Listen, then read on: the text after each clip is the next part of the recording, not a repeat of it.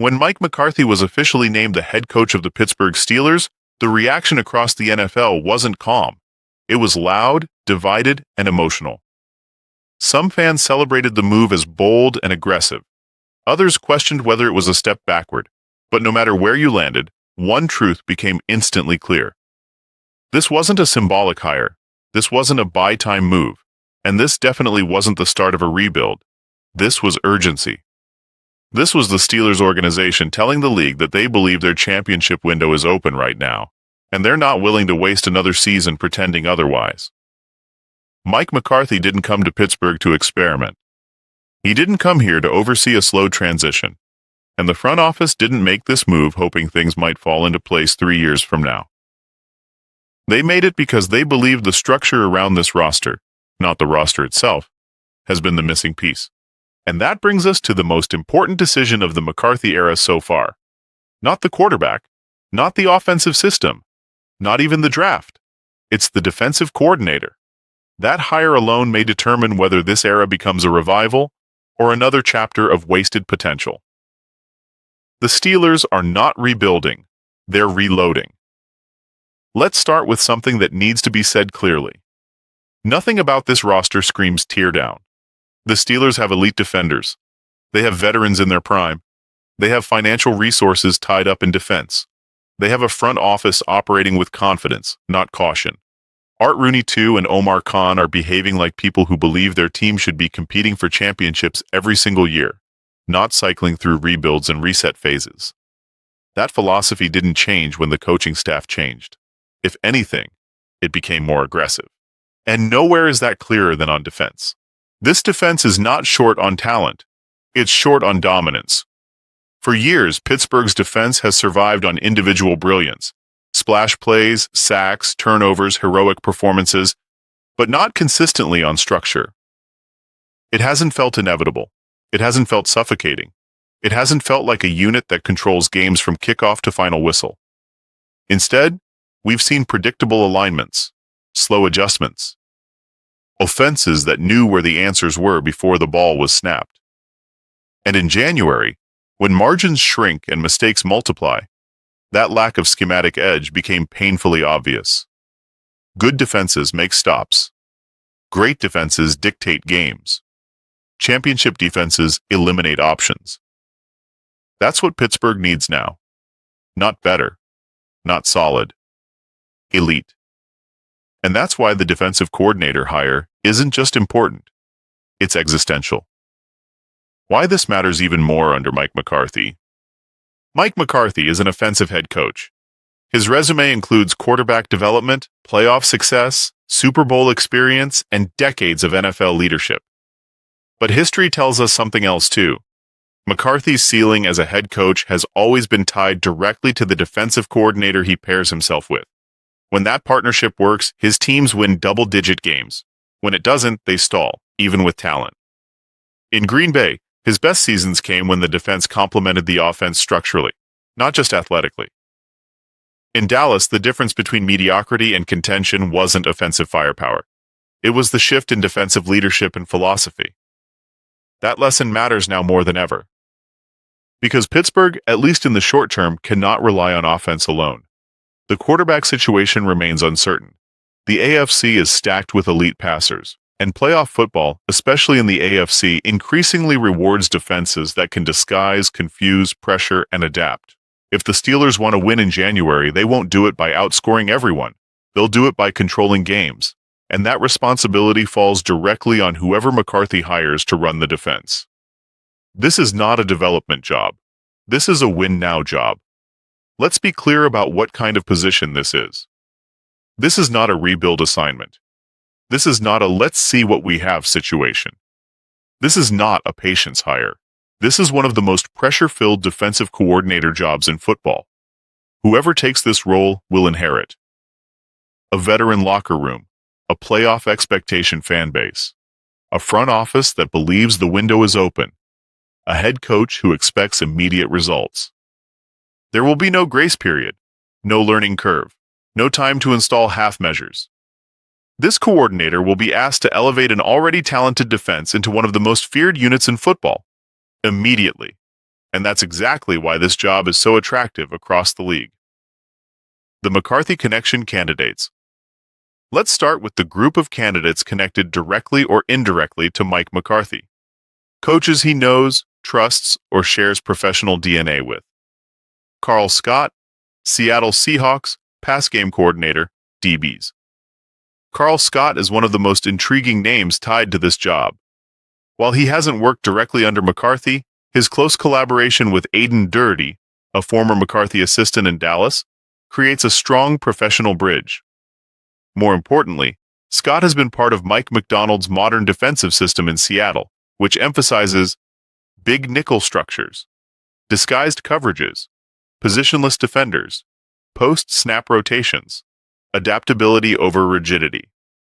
That style fits Pittsburgh's personnel beautifully. Instead of locking edge rushers into predictable roles, Scott's approach would move them around. Instead of tipping coverages pre-snap, his system thrives on deception. Instead of reacting late, his defenses force offenses into mistakes early. If Scott were hired, fans should expect a defense that feels modern, fluid, and unpredictable, not reactive or rigid. Al Harris, Dallas Cowboys, assistant head coach, DBs. Al Harris brings swagger. His defensive identity is aggressive, confrontational, and unapologetically physical. He believes in press coverage, man-to-man dominance, single high safety looks, disrupting routes at the line, forcing quarterbacks into uncomfortable windows. Harris worked directly under McCarthy in Dallas and helped reshape that secondary into one of the most competitive groups in the league. If Harris becomes the choice, Steelers fans should expect a defense that challenges receivers every snap, forces timing disruptions, and lives with risk, but does so intentionally. This wouldn't be a passive defense, it would be confrontational football. Joe Witt Jr., Washington Commanders. Joe Witt Jr. is another longtime McCarthy associate, having coached with him in both Green Bay and Dallas before following Dan Quinn to Washington. He's called plays at the highest level. He's coached championship-caliber defenses, and he understands how to run a unit under a head coach who gives autonomy but demands results. While his most recent stint ended under complicated circumstances, context matters, and Witt's experience, leadership, and familiarity with McCarthy's expectations make him a serious candidate. Even if not as defensive coordinator, he could be a major piece of the defensive staff build. Leslie Frazier, Patrick Graham, Jason Simmons.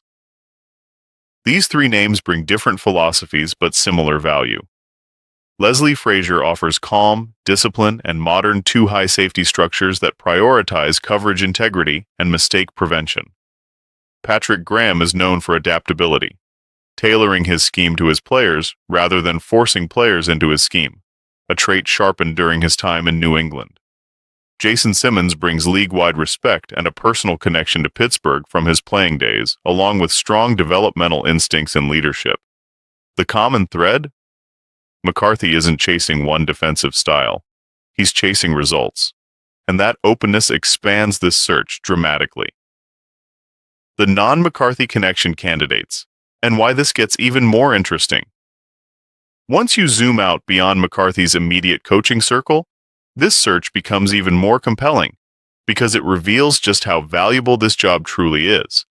Elite coaches want this position, not because it's easy, but because it's powerful. Raheem Morris, one of the most respected defensive minds in football. Raheem Morris might be the most fascinating name connected to this search. He's coordinated elite defenses, he's coached stars, he's commanded locker rooms, he's been a head coach multiple times. And that last point matters, because teams already know what Morris is as a head coach. He's far less likely to be immediately poached if he thrives as a defensive coordinator again. For an offensive head coach like McCarthy, finding a long-term defensive partner, not a one-year stopgap, is the foundation of sustained success. Morris runs modern defenses built on flexibility, matchup awareness, and disguise. He understands how to maximize talent without overcomplicating responsibilities, and he brings instant credibility into any locker room he enters. With Pittsburgh's defensive roster, that pairing would be dangerous. Dante Jones, Minnesota Vikings, pass game coordinator. Dante Jones might be the most intriguing schematic mind in this entire conversation. Working under Brian Flores, Jones has helped architect one of the league's most disruptive, confusing, and preparation-heavy defenses, a system built on simulated pressure, post-snap rotations, pre-snap disguise, positionless defenders, unpredictable blitz paths. Flores himself has credited Jones with helping design these concepts, and that detail matters. It means Jones isn't just teaching the scheme, he's building it. Around the league, his reputation is exploding. He's already interviewed for coordinator jobs. And he represents the chance to import an elite modern defensive structure without the friction that sometimes follows Flores himself. For Pittsburgh, Jones would signal evolution, not repetition. Jim Leonhard, Denver Broncos. Defensive assistant. Jim Leonhard continues to earn respect across the league for disciplined, intelligent, assignment-sound defense. His units thrive on communication, leverage discipline, coverage clarity, situational awareness.